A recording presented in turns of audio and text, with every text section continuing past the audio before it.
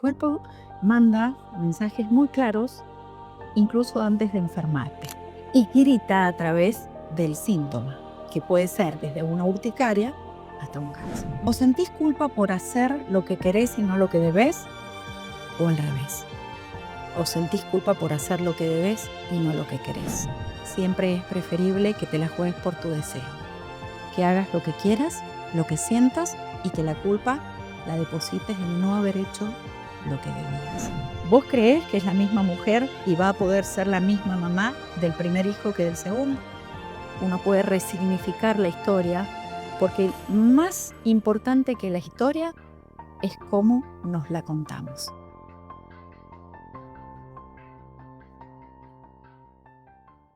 Hoy vamos a hablar de vínculos, de esos que nos sostienen y los que no tanto. De la familia que nos tocó, pero también de la que elegimos. De los amigos, de las parejas, de esas relaciones tóxicas, de la imposibilidad muchas veces de poner límites. Y para eso llamamos a una experta en vínculos como es Silvina Yáñez. Es mujer, es mamá, es psicóloga y, como te decía, especialista en vínculos. ¿Cómo estamos, Silvi? Hola, Orne, ¿cómo estás? Muy bien. Siempre un placer venir cuando me llamas. Muchas gracias. A vos. Me encanta hablar con vos y sobre todo de estos temas que nos atraviesan a todos, como son los vínculos. ¿Te parece que arranquemos por el lado de la familia? Porque yo decía, la familia que no elegimos, que nos toca, pero también de la familia que elegimos.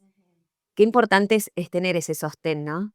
Bueno, la familia, qué tema, ¿no? La base de la estructura psíquica, de la forma en la que vamos a atrevernos a explorar el mundo, de los muelles seguros a donde volver, de los puertos inseguros, desorganizados, ansiosos, temerosos. La familia es el lugar desde donde vamos a armar nuestro modelo operativo para poder, de alguna manera, decodificar el mundo como una amenaza o como un lugar bonito. Así es que básicamente hay familias que tienen funcionamientos más saludables y hay familias que tienden a tener estilos de apego o a favorecer estilos de apegos más patológicos que generan dependencias emocionales o apegos inseguros. Así es que mucho depende de la figura de los cuidadores que tuvimos en aquella precoz etapa de nuestra vida, si fueron cuidadores predecibles, estables, si nos permitieron equivocarnos, si nos permitieron frustrarnos, importantísimo eso, ¿no? Para la vida, haber tenido papás o figuras de sostén que nos ayudaron a elevar el umbral de tolerancia a la frustración, que es un tema muy importante en la evolución psíquica, ¿no? Que podamos caernos y que sepamos levantarnos, ¿no? Siempre es importante ver en el funcionamiento psíquico de una persona si tiene la capacidad de equivocarse y de volver sin derrumbarse a intentar un nuevo camino. ¿Viste esa frase que dice uno entiende mucho más a los padres cuando es padre, cuando te convertís en mamá? Y es verdad, hay un montón de cosas que no sé si terminás justificando, pero sí poniéndote un poco en sus zapatos de que hicieron lo que pudieron con las herramientas que tuvieron, en definitiva, ¿no?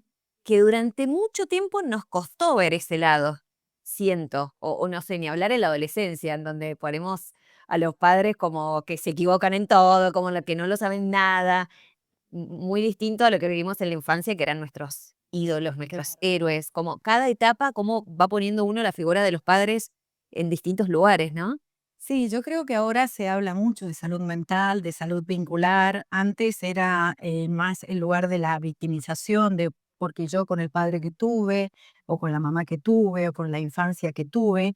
Como ahora está como muy bien visto que una persona se revise psicológicamente, Por no suerte. solamente por suerte, fue suerte, claro que sí, porque estamos hechos de eso, ¿no? Estamos habitados por un mundo psíquico y emocional que involucra lo que nuestros padres pudieron hacer con nosotros. Es más, una vuelta más profunda a esa frase sería lo que nosotros interpretamos que ellos pudieron hacer, porque hay un hijo que va a interpretar de una manera y hay otro hijo que va a interpretar de otra, porque ahí lo interesante es la trama entre el hijo y ese papá o esa mamá, si cayeron en el cono de sombra, si cayeron en el cono de luz. Todos sabemos que en una misma familia los hermanos no se parecen, ¿sí? Hay hijos que son muy luminosos, que tienen todo como parecería a veces sobreadaptado, y hay hijos que son más carentes de algunos recursos, y vos decís, epa, pero si el señor y la señora eran los mismos. Error. Yo siempre digo que en términos emocionales somos todos hijos únicos, porque yo caigo en un cono de sombra o de luz de mi madre que mi hermana esquivó.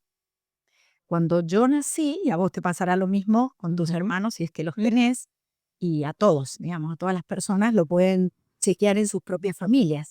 Qué diferente soy a mi hermana o qué diferente soy a mi hermano, pero ¿cómo puede ser?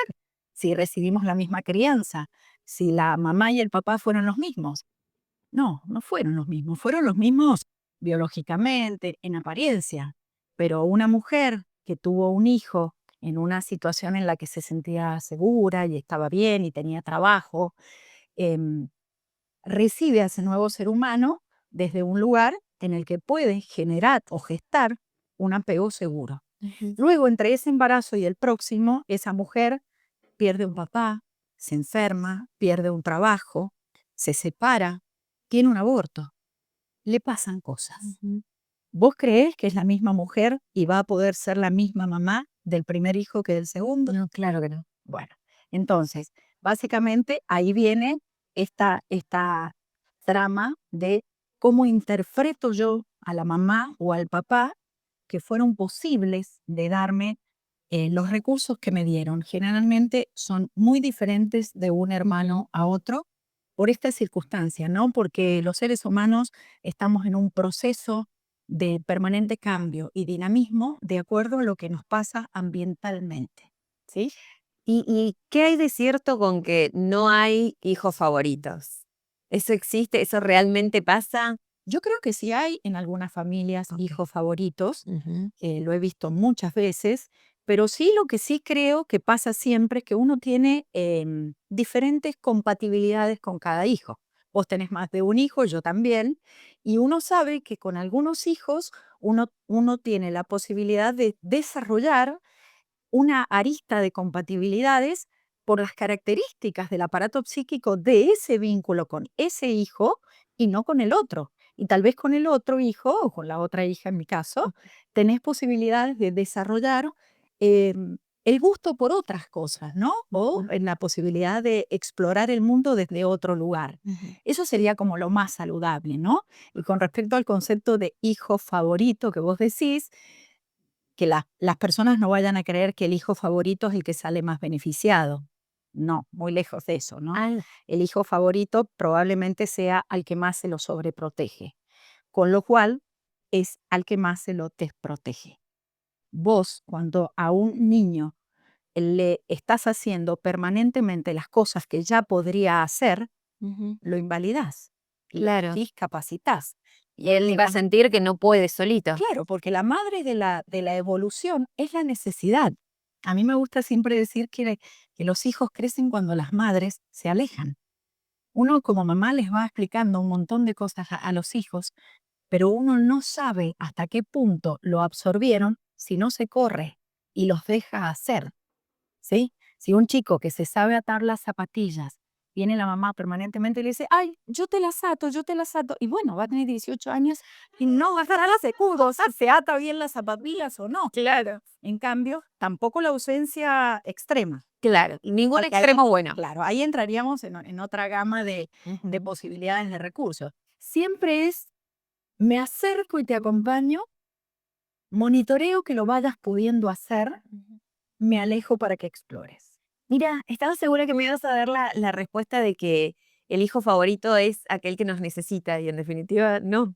O sea, es No, cuestión. no lo sé si es el que nos necesita, no lo vamos a saber hasta tanto no se vaya produciendo un desarrollo del aparato psíquico de ese chico, porque puede ser que originalmente ese niño haya tenido los recursos que fueron invalidados por una madre devoradora. Ay, Dios. Por eso la Claro. sobreprotección, ojo, porque desprotege, Claro, ¿sí? claro. Cuando intentamos, porque creo que no hay una mala intención detrás, no quiero pensarlo. A veces sí la hay, ¿eh? Existen para que las no se madres vayan. existen las madres malas también. Esta es algo de lo que en algún momento se puede hablar porque se habla poco de Uy, me gusta no eso. todas las madres, desde hace un tiempo se ha empezado a desromantizar el tema de que porque sos madre sos buena. Hay madres que tienen patologías complejas Ujú, que producen mucho daño y esto es difícil de hablar en los medios, pero lo tenemos que decir. ujú, No todos los padres ni todas las madres son buenas, dependiendo de las características psicopatológicas que tengan. Cuando uno tiene una alteración psicológica, puede tener una alteración que de alguna manera modifique el gesto de bondad o de buena intención y lo transforme en algo más perverso, si se mm, quiere, en donde se busca, por ejemplo, la manipulación. Entonces, me estoy yendo a un extremo, sí, por sí, supuesto, ¿no? Pero hay madres que, y hay películas de claro. hoy, em, cronifican la enfermedad o la discapacidad de un hijo para que sea su compañero durante toda la vida, ¿no? Por ejemplo. O generan lo que en psicología se llama la profecía autocumplidora, ¿no? Que es generar un comportamiento de manera tal que vos en tus posibilidades de elegir termines eligiendo siempre personas que confirmen que siempre te vas a quedar sola y te van a abandonar, por ejemplo. Viste que al final siempre todos me dejan. O son Bueno, todos iguales. son Sí, todos iguales, o los hombres son todos iguales, sí. o las mujeres son todas iguales. A veces eso viene a repetición de mandatos o de palabras de la estructura familiar, en donde a veces fue sin intención, pero otras veces fue con intención. Qué difícil darse cuenta si estás metido ahí y no conoces otra realidad. Porque digo, es verdad que cuando se vive casi como, no me sale la palabra, no es secta la palabra la que quiero decir, sino como, viste, En un clan, en una lealtad a una familia asfixiante, que no exacto. permite la oxigenación y la mirada reciclada. ¿Vos conocés mi historia? No. ¿Vos querés hablar de mi historia? No la No, no, no. querés hablar de nada.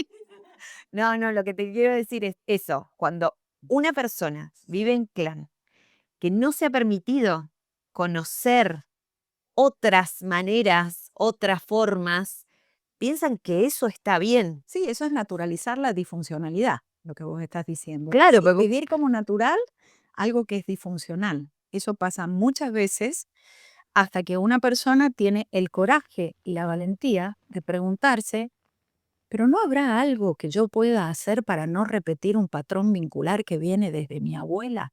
Y ahí entramos en el tablero nosotros. ¡Ay, Dios! Nosotros en el tablero. Entonces, yo siempre pienso, y lo pensamos en general, quienes nos dedicamos a la salud mental, que hace falta una gran dosis de valentía y de coraje para revisar la historia, porque uno tiene que romper esa cadena de transmisión de la irracionalidad, de que las cosas son así, porque me las enseñaron, porque yo creía que el amor era esto, y que yo tenía que soportar todo esto porque mi mamá lo soportó y mi abuela lo soportó.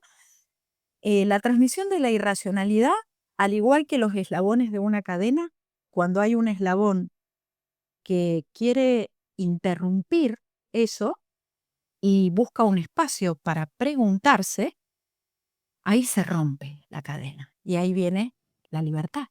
Por eso siempre digo que quienes buscamos un espacio de análisis, por ejemplo, yo no como psicóloga, yo como paciente, los mayores beneficiados son nuestros hijos, Ujú, porque rompemos cadenas y si rompemos cadenas, invitamos a nuestros hijos a que también lo hagan, ujú. porque los chicos no siguen nuestra palabra, siguen nuestro ejemplo.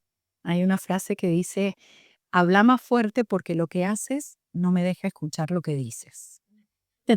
Entonces, si nosotros llenamos de sermones a los chicos, pero en nuestro ejemplo, en nuestra conducta, en nuestro hacer, vamos en otra dirección, ellos van a mirar eso. Ujú. Esa frase de la familia lo es todo. ¿Es una frase que nos ayuda, nos potencia o de alguna manera nos limita y nos hace sentir como atrapaditos? Yo creo que nos limita. decir, ¿lo es todo? No, es muy importante. Es la base fundacional desde donde uno va a explorar el mundo. Si uno pudo desarrollar un apego seguro en cuanto a los apegos, que es la trama que nos habita para ver cómo nos relacionamos con el otro, hay dos grandes grupos. Están los apegos seguros y los apegos inseguros, ¿sí? Dentro de los apegos inseguros hay distintas, están los evitativos, los ansiosos, desorganizados, ya se ha hablado bastante de esto, lo podemos profundizar en algún momento también, pero digo, si la familia lo es todo, vamos a estar hablando de una familia que también quiere ser amiga, fuente laboral, son esas familias en donde es la empresa familiar, el domingo nos juntamos con la familia, que a la vez son los jefes y los compañeros. Cuando vamos al cumpleaños de uno de los nietos, los amigos son los 18 primos con los que comemos el domingo, cuyos tíos son los empleados de nuestros padres, y todo así. Eso se llama funcionamiento endogámico. Es un poco asfixiante versus la exogamia. Exo es salir al mundo. Salir al mundo es buscar un proyecto por fuera de la familia, armar una pareja con alguien por fuera de la familia, que no sea una persona tampoco tan cercana, y no hablo de cercana porque sea vecina o amiga de, cercana en términos psicológicos, que no sea la repetición exacta del patrón vincular del que venís de tu papá y de tu mamá, Claro. porque eso también pasa mucho, lo del modelo directo, el modelo reactivo, el modelo inédito. Modelo directo es copio exactamente lo que viví, el modelo reactivo fue pésimo. Todo lo contrario. Todo lo contrario, en cuyo caso, en ninguno de los dos te separas del modelo de referencia. El modelo inédito, que es el que se puede construir cuando uno tiene la valentía de revisarse y decir, sí, tú sabes que a mí me gustaría hacer algo distinto en torno a la vivencia de pareja. No quiero hacer ni lo mismo que viví, ni todo lo contrario porque fue un desastre. A ver si me exploro. Por suerte ahora hay toda una movida, ¿viste? Hoy Ujú. de distintas formas de tener relaciones de pareja, ¿no? Ya no hay blanco-negro, hay matices. Claro. Eso es una evolución también, ¿no? ¿Qué hacemos cuando queremos mucho a alguien de nuestra familia, pero cuando estamos con esa persona sentimos que estamos incómodos, que nos hace mal, que estamos un ratito y decimos, hoy le vamos a poner onda? Y 10, 15 minutitos ya decís, bueno, mejor me voy porque ya estoy empezando a sentir otra vez esta incomodidad. Obvio. Esa es la palabra bastante frecuente que en algunas familias haya algún personaje o algún miembro de la familia que ocupa el lugar de la repetición de lo molesto, ya sea por una lealtad al clan o vaya a saber qué. eh, Uno tiene, en el caso que vos estás diciendo, por suerte, una campanita que dice game over, Hasta acá. tiempo cumplido, retírate, es la distancia que te protege del agobio, porque son como depredadores emocionales, como vampiros energéticos, que estás un rato con esa persona y cuando decís, ah, Dios mío, quedé de cama, una gran clave siempre es escucha tu cuerpo. Tu cuerpo es tan claro y tan sabio si lo sabes escuchar. La mente se embarra un poco y se enrieda un poco más, pero una de las grandes evoluciones del autoconocimiento tienen que ver con la escucha del cuerpo. El cuerpo manda mensajes muy claros incluso antes de enfermarte, porque cuando no escuchas las alertas sutiles, el cuerpo empieza a gritar y grita a través del síntoma, que puede ser desde una urticaria hasta un cáncer. Ujú. Ahora, aparece un nuevo miembro en todo esto, que es la culpa.